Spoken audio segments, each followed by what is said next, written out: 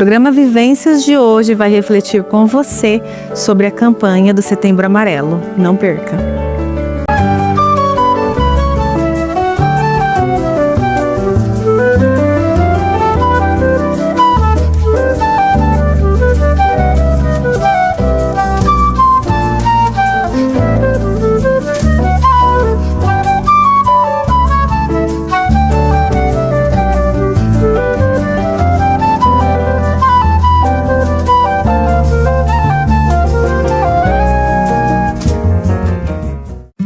Oi pessoal, tudo bem? Que bom você estar aqui comigo novamente em mais um episódio do programa Vivências na sua TV Canal 4 Marília. Seja muito bem-vindo a esse tempo e esse espaço de reflexão, de construção de conhecimento, de troca, enfim, de vivências, não é? Que bom que você está aqui me assistindo pela TV, me assistindo pelo YouTube, me ouvindo em outras plataformas digitais. A ideia do programa é levar promoção e prevenção de saúde mental a maior número de pessoas possível. A ideia é essa. E hoje eu quero refletir com você sobre a campanha do Setembro Amarelo. Muito se fala da campanha, você já está acostumado, todo ano a gente tem essa campanha, que é um mês de conscientização e prevenção do suicídio. Muito se fala em relação a essa campanha e eu entendo uma importância de falarmos, não é? E não só sobre esse ato em si, mas falarmos sobre saúde mental, sobre promoção de vida, promoção de vivências, né? Promoção de coisas boas, promoção de saúde mesmo, de vida que vale a pena e tudo mais. Eu acho que é super interessante a gente refletir sobre isso. A ideia do programa Vivências, que nós já fizemos um ano, né? Esse ano a gente fez um ano em abril de programa Vivências, é toda semana trazer para vocês e refletir com vocês assuntos pertinentes, relevantes sobre saúde mental.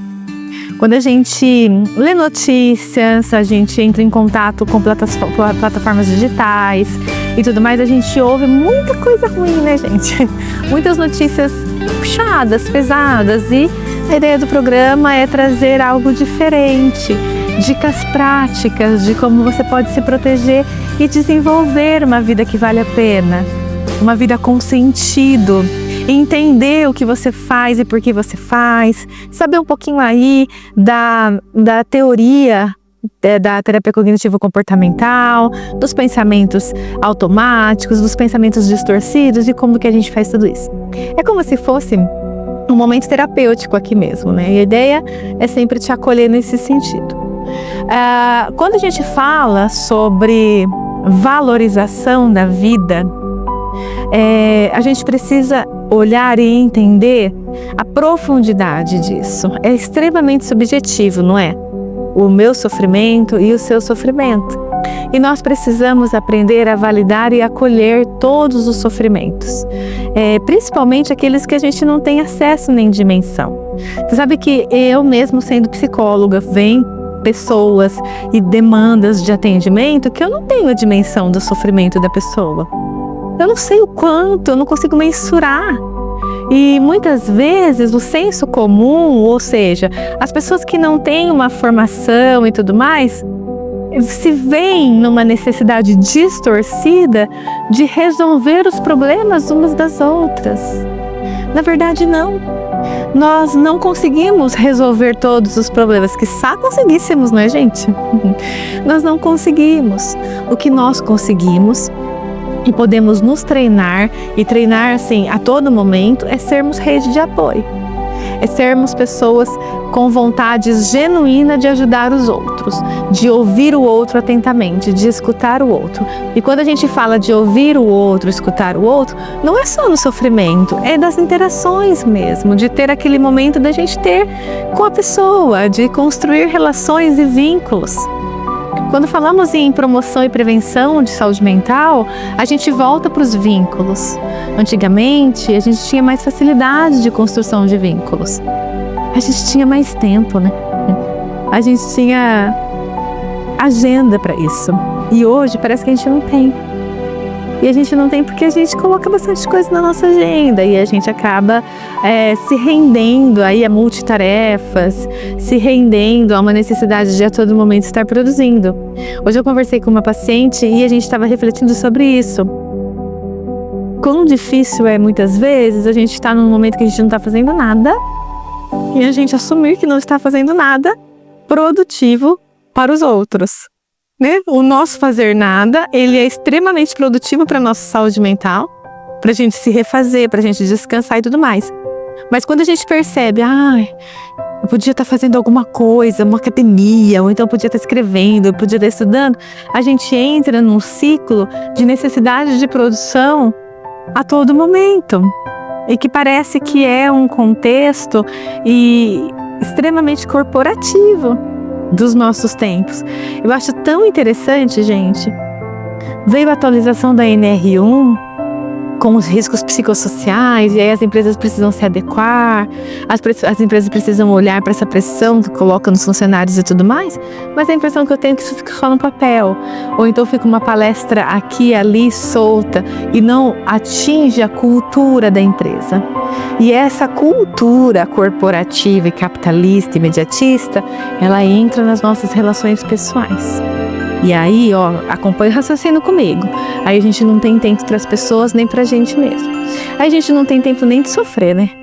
Nem de chorar. Tem até uns memes na internet falando, precisava dar uma chorada, mas não dá tempo.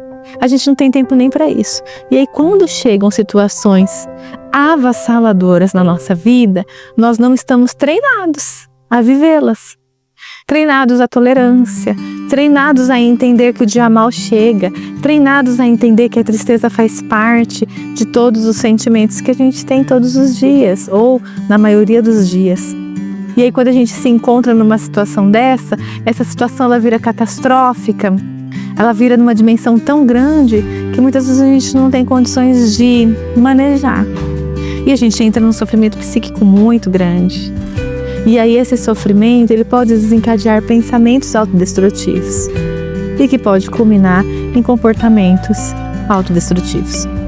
Então é um ciclo esse raciocínio e a gente precisa olhar para todo esse movimento.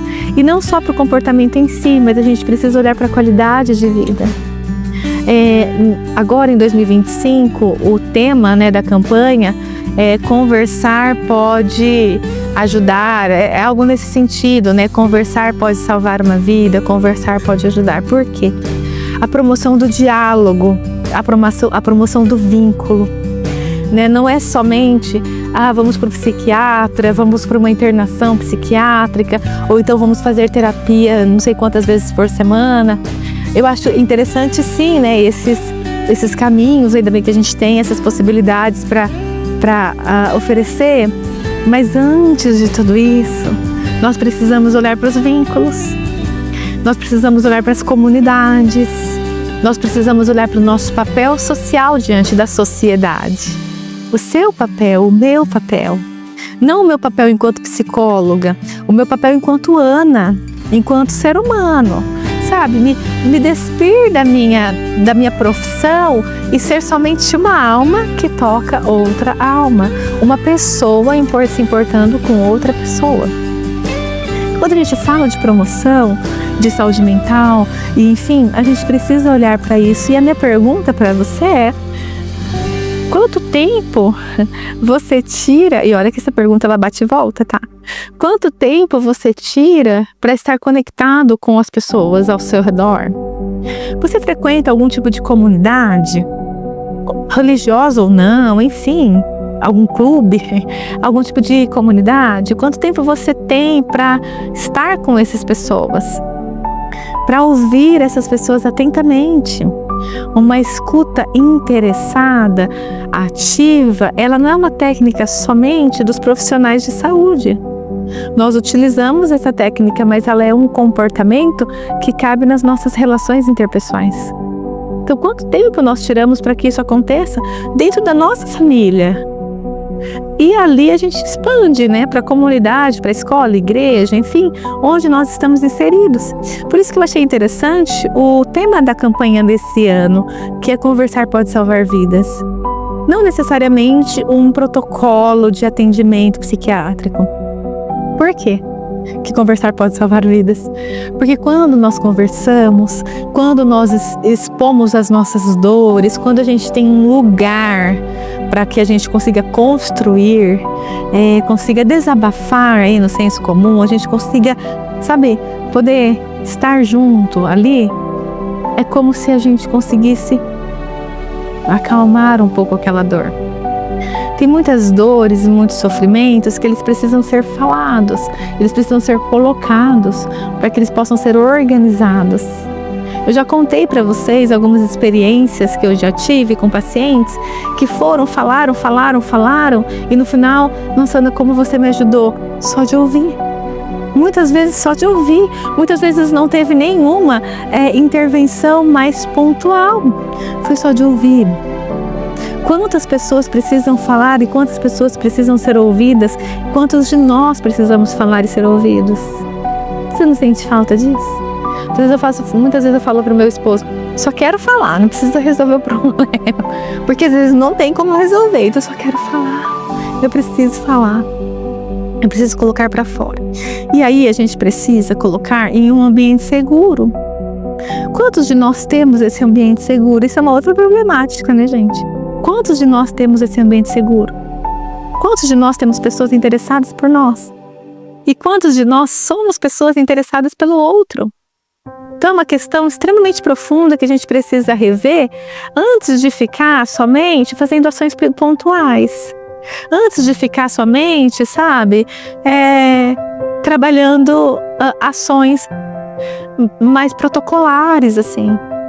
Nós precisamos voltar para olhar a nossa sociedade e olhar o que a gente pode fazer enquanto indivíduos inseridos numa sociedade. Então eu queria que você refletisse sobre isso e colocasse como uma meta da sua vida, sei lá, por semana talvez, que você escute alguém, que você tire um tempo para falar com alguém, porque não é a quantidade, né, gente, de tempo, é a qualidade de tempo, e que você possa ter essa pessoa também. Ana, não tenho ninguém. Esses vínculos, eles são construídos, viu, gente? E muitas vezes parte de um movimento até nosso. Muitas vezes, se você quer construir uma amizade, não tem como ela vir e bater na sua porta. Muitas vezes a gente constrói isso com tempo de qualidade, né? Um pouquinho por dia. É um namoro, né? Quando a gente vai casar, antigamente, né, gente? Hoje já tá um pouco diferente isso. Mas a gente namora, a gente conhece, tem uns passos aí pra gente não fazer escolhas erradas, vamos colocar assim.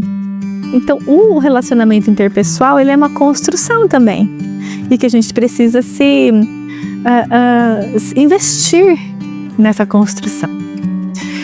Pensando aí no tema, conversar pode salvar uma vida, ou pode salvar vidas, ou pode trazer vida para a sua vida, eu separei aqui algumas coisas que a gente pode fazer enquanto população em geral. Tá? Não é somente, se eu tenho alguém que, né, pensa em suicídio, ou pensa em autodestruição e destruição, ou alguma coisa nesse sentido, eu vou levar na unidade de saúde e tal, isso a gente já conversou aqui. Daí você sabe os passos. Encaminha essa pessoa para um atendimento médico mais próximo, muitas vezes esteja junto com essa pessoa, porque às vezes essa pessoa não consegue ir sozinha e tudo mais. E aí a parte técnica você deixa para os técnicos, profissionais de saúde mental. Mas e a parte que me cabe? E a parte que te cabe? E a parte que me cabe enquanto Ana? A parte que te cabe enquanto pessoa, não enquanto profissional? Ações importantes que a gente pode fazer e pode começar em você. Não fica só pensando que é um poder institucional e tudo mais. Muitas coisas começam no microespaço, tá bom, pessoal? Olha só, criar espaços de pausa coletiva. Pausa. Aqui diz igrejas, escolas, comunidades, empresas.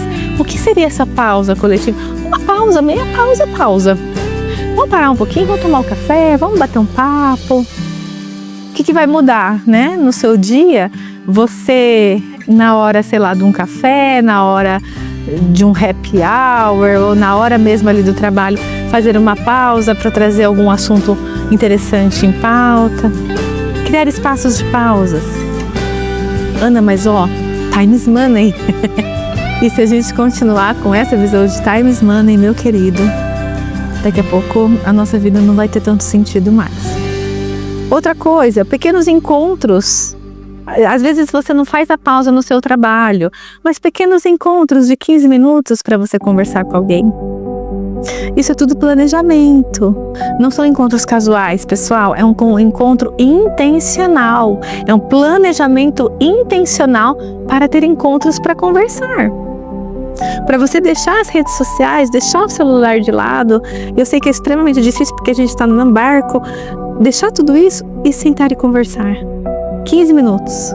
Quinzenalmente. Difícil para você? Para quê? Para construirmos relações, para desopilarmos, para falarmos sobre dores, sobre sentimentos. Muitas vezes não é para resolver problema não, gente. É para falarmos sobre eles. Outra coisa é criar pequenas narrativas de vida, né? Contar histórias, escrever memórias. Você sabe que é muito interessante isso, você fazendo seio familiar, né? Como foi o seu dia? Vamos talvez escrever uma história, quero saber como que foi, me conta em detalhes como que foi, como você se sentiu. A gente começa a colocar dentro do nosso microespaço essa cultura de falar. Tudo isso dentro daquele conversar pode salvar uma vida. Escuta comunitária, vizinhos, igrejas, não precisa ser profissional de saúde mental. Nós termos esse hábito de escuta, sabe, grupos de apoio? Grupos de apoio têm essa cultura. E nós saímos entre amigos para escutar o outro. E não para ficar falando e interrompendo. E a minha opinião é essa. Não, gente, escutar. Escute. Minha mãe tinha um ditado maravilhoso, que a gente tem dois ouvidos e uma boca. Então a gente precisa escutar. A gente precisa ser esse lugar para a pessoa. Alfabetização, isso é fantástico, gente. Alfabetização e aceitação emocional. O que é alfabetização emocional? O que é alfabetização? Quando você aprende A mais, né, B mais A, Bá, entendeu? É a alfabetização. Você aprende a falar palavras, a escrever frases. E o que é alfabetização emocional? Quando você aprende a dar nome para suas emoções.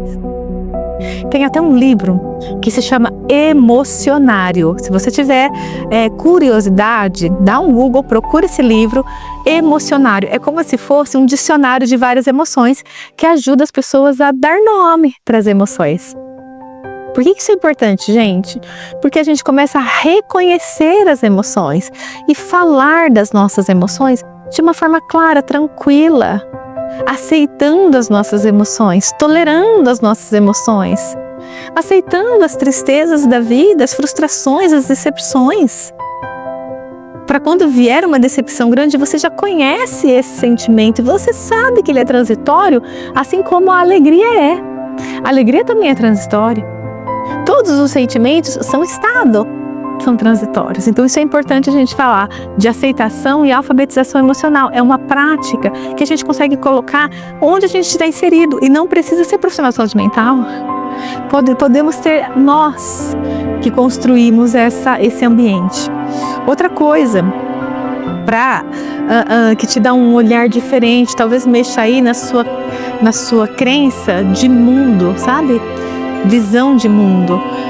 Valor de solidariedade coletiva. O que é solidariedade coletiva? Lembra daquela gentileza gera gentileza? Todos os dias, ou então toda semana, ou enfim, aí dentro da sua possibilidade, preciso fazer uma gentileza para alguém. Preciso fazer alguma coisa para alguém. Eu fui escoteira. Mentira, eu fui lobinha, né? Antes do escoteiro. E aí a gente aprendia que tinha eu não me lembro muito bem, né, gente? Faz bastante tempo isso. Mas a gente tinha algumas tarefas. E uma das tarefas é uma boa ação. Essa semana você tem que fazer uma boa ação para alguém. E eu ficava desesperada. Porque eu não sabia o que fazer de boa ação. E aí, geralmente, eu ajudava alguém a atravessar a rua. Geralmente, eu ajudava alguém a levar as compras, sabe? Isso era tão interessante para aguçar a nossa percepção da necessidade do outro. Faça isso. Gentileza gera gentileza. Isso preenche o nosso coração. Isso nos ajuda a olhar o mundo de outra forma. Você percebe que mudanças de hábito pode trazer prevenção e promoção de saúde mental para você? Então nada mais é do que uma campanha de vida saudável, emocionalmente falando, psicologicamente falando. Se você está passando por dificuldades muito importantes, você precisa procurar ajuda, você precisa procurar a unidade de saúde mais próxima, o CVV, vou deixar tudo anotado aqui para vocês, onde você pode procurar. Porém, todos nós podemos ter ações de promoção de saúde mental. Espaços de pausa coletiva, pequenos encontros de 15 minutos, narrativas de vida, querer saber do outro, estimular o outro a dizer como foi o seu dia com requintes de detalhes, escuta comunitária, promover dentro da sua comunidade essa escuta, vamos ouvir o outro, deixe o outro falar, deixe o outro se posicionar, alfabetização e aceitação emocional, dê nome às suas emoções e valor de solidariedade também coletiva, que a gentileza gera gentileza. Espero que essas dicas práticas, voltadas para a comunidade em geral, para as nossas relações interpessoais, faça sentido para você. Eu espero que você consiga desenvolver um olhar acalentador, de compaixão e de amor pela vida. E eu espero, de fato, que você encontre lugares, e ambientes de escuta qualificada, escuta ativa, e que você seja esse ambiente também. Fique bem, eu estou por aqui, você sabe onde me encontrar, e a gente se vê no próximo episódio do programa Vivências. Um beijo para você.